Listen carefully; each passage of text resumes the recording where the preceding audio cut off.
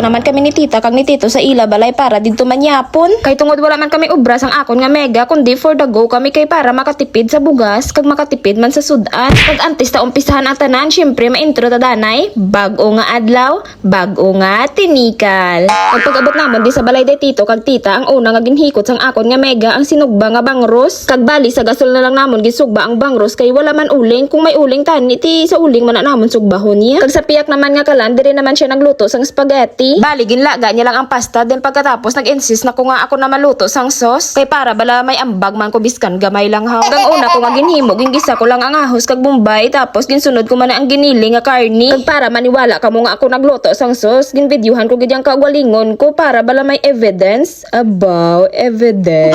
Para magnamit ang sauce ginsautan ko gid niya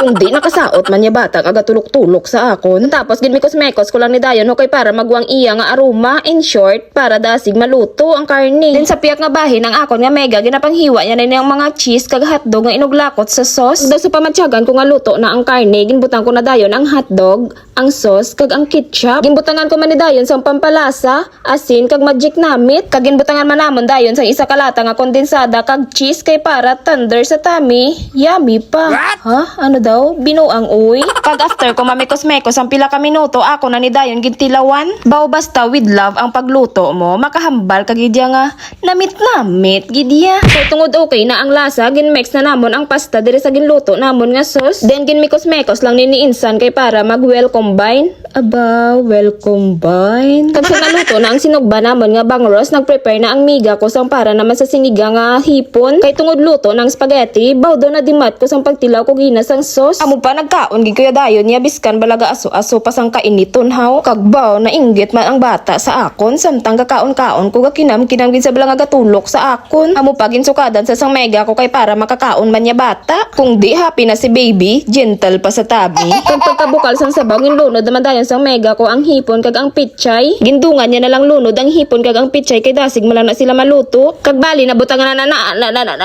stigged pretla pa. Linabutangan na namon sang asin kag magic namit, wala lang namon ma-videohan amo pa hindi nyo makita. Kag after pila ka minuto naluto gin man dayon ang siniga nga hipon. Kag tungod na busog gid ang bata sa spaghetti, tan-awan nyo kay nakasaot-saot gid saya. Kay tungod luto naman ang amon nga sudan, ginlingaw-lingaw danay namon ang amon kaugwalingon diri sa bata ho. Inahulat pa namon ang isa ko ka mega kay ato pa siya sa iya nga obra. Kag after mga 30 minutes siguro namon nga hulat, nag-abot gid man ang akon nga mega. Pag abot niya bakbak na dayon kaon away na puro pahuway. Kag pagkatapos namon pa niya po nagturo tinikal lang ginagmay kag naghimos man dayon puli. Siya diri na lang astang ako na tinikal. Thank you for watching.